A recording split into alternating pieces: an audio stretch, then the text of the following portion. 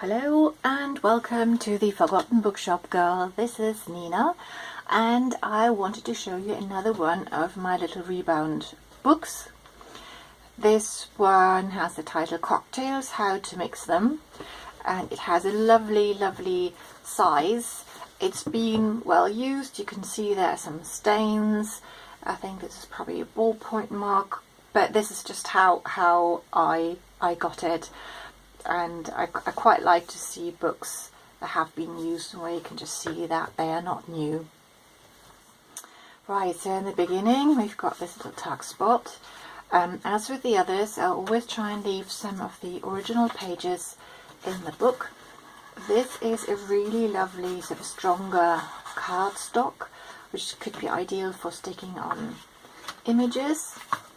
Then in this one I've also added some images from magazines that I thought would work with the colour scheme.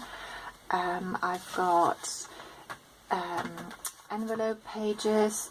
This is from a reprint of a really old fabulous catalogue. And yeah, original pages. And then a mix of other pages. This is the cardstock again.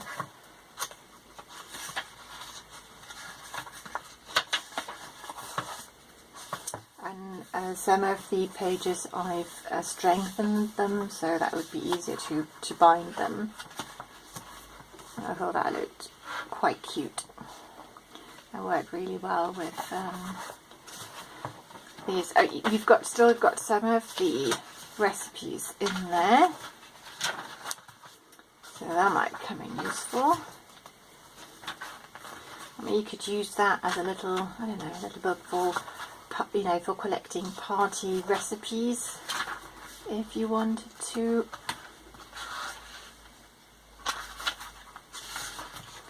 But of course you can use it for whatever you like. Yeah, I really fell in love with this stronger type. Came when I found this cardstock. This comes from a history book. The pages, I try to make a nice mix of images and pages you can use for writing.